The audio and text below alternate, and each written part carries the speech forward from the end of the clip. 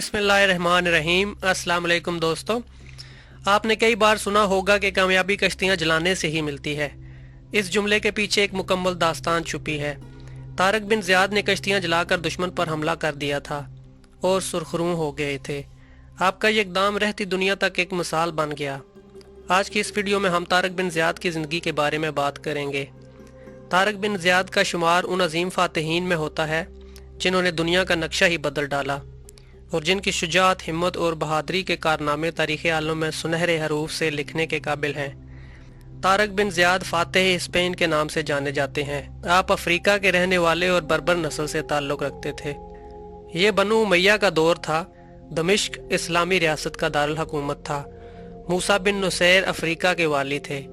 तारक बिन Ziyad आपके एक खादम के बेटे थे जो कि एक जंग के दौरान शहीद हो गए। वालिद की शहादत के बाद ये नौजवान मूसा बिन नुसैर की सरपरस्ती में आ गए। वो एक पैदाइशी जर्नैल थे। तारक बिन ज़ियाद ने अपनी खुदादाद सलाहियतों की वजह से कम उम्री में ही जंगी फ़नून सीख लिए थे। सिपागरी इनके खून में कूट कूट कर भरी थी। वो तलवार के साथ इस तरह खेलते थे जिस तरह परिंदे हवाओं के साथ खेलते हैं। वो नहायत ज़हीन इंसान थे। ईमान और शुजाअत भी उन पर फिदा थी। वो जवान हुए तो मूसा बिन नुसैर ने उन्हें तंजा का गवर्नर बना दिया। ये शहर आज मराकश का हिस्सा है।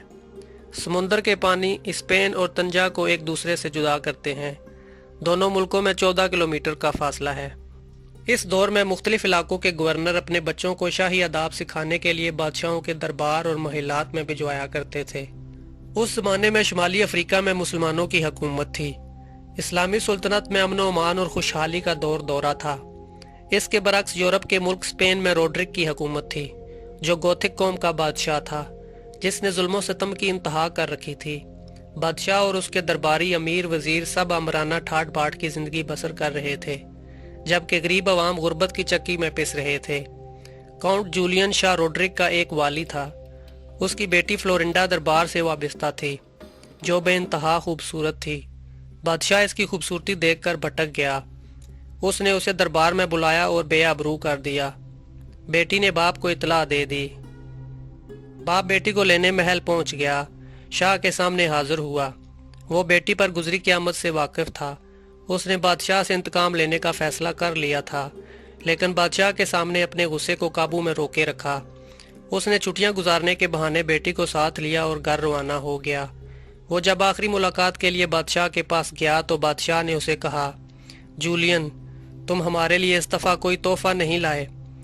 जूलियन ने अदब से झुककर अर्ज किया, हुजूर, मैं अगली बार आपको ऐसा तोहफा दूंगा कि लोग सदियों तक उसे याद रखेंगे। मूसा बिन नुसैर ने खलीफा वलीद बिन अब्दुल मलिक से स्पेन फतह करने की इजाज़त तलब की। इजाज़त मिलने पर उन्होंने तारक बिन ज़ियाद को 7,000 जानसारों का लश्कर देकर स्पेन की मुहिम पर रवाना किया। तारक बिन ज़ियाद फ़र्ज शनास और बुलंद हिम्मत इंसान थे। तारक बिन ज़ियाद ने अफ्रीका के जनूबी साहिल की तरफ पेशकदमी की। वो उंदलस यानी स्पेन में एक पहाड़ी के करीब उतरे जो जबले तारक या जिब्राल्टर के नाम से मशहूर हुई। रोड्रिक 1 लाख फौज लेकर मुसलमानों की तरफ हमले के लिए बढ़ा।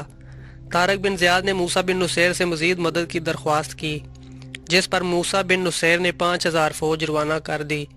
यूं मुसलमान फौज की तादाद 12,000 हो गई। मुसलमानों की फौज सिर्फ तलवारों और नेज़ों से लैस थी जबकि उसके मुकाबले पर 1 लाख का लश्कर था जिसके पास घोड़े और असलहा था। तारक बिन ज़ियाद के साथी दुश्मन की तादाद और उनके जंगी साजो सामान की कसरत देखकर मुतासिर हुए। यहाँ पर हालात को देखकर तारक बिन ज़ियाद ने एक इंतहाई जुर्रतमंदाना इकदाम उठाया। उसने वो तमाम जहाज और कश्तियाँ जलाने का हुक्म दिया जिनके ज़रिए वो यहाँ पहुँचे थे। तारक बिन ज़ियाद ने इस मौका पर एक वलवला अंगेज़ तकरीर की जिसमें आपने कहा, मुसलमानों, खूब समझ लो, अब तुम्हारे सामने फ़ौज है और पीछे समंदर। अब तुम्हारे लिए वापसी का कोई रास्ता नहीं। अब अज़्म हिम्मत के सिवा कोई चारा नहीं। तुम अपनी जानों पर खेल जाओ ताकि कामयाबी तुम्हारे कदम चूम ले। तुम इस इलाके में अल्लाह ताला के दीन को सरबुलंद करने आए हो। तुम जो अज़म करोगे अल्लाह ताला उसमें तुम्हारी मदद करेगा और तुम्हारा नाम हमेशा जिंदा रहेगा।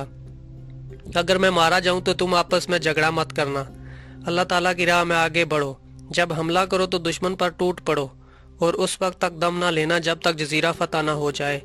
तारक बिन ज़ियाद के खुतबे ने मुसलमानों के दिलों को गरमा दिया और उनमें जोशो वलवले की एक नई रूह फूंक दी। दोनों लश्करों में मुकाबला हुआ।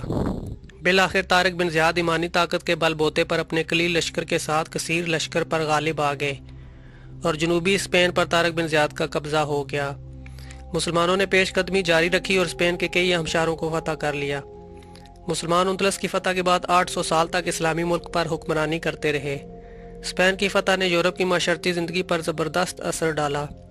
ईसाइयों ने मुसलमानों से रवादारी और फ़राख दिली सीखी।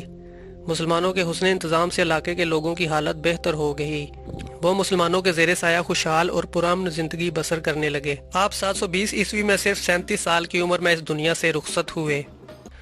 तारिक बिन ज़ियाद और मूसा बिन नुसैर तारीख के गुमनाम सहराओं में गुम हो गए, लेकिन स्पेन आज भी जिंदा है और वो मुकाम जहाँ तारिक बिन ज़ियाद ने मुबारक कदम रखे आज भी जिब्राल्टर के नाम से पूरी दुनिया में मशहूर है। और जब तक जिब्राल्टर और स्पेन मौजूद हैं, दुनिया का कोई शख्स तारिक बिन ज़ियाद और मूसा बिन नुसैर से उनका नाम और उनका कारनामा नहीं छीन सकता। अगर वीडियो अच्छी लगे तो इसे लाइक, शेयर और सब्सक्राइब करें और कमेंट सेक्शन में अपनी राय का इजहार ज़रूर करें। अल्लाह ताला आप सब का हामी और नासिर हो।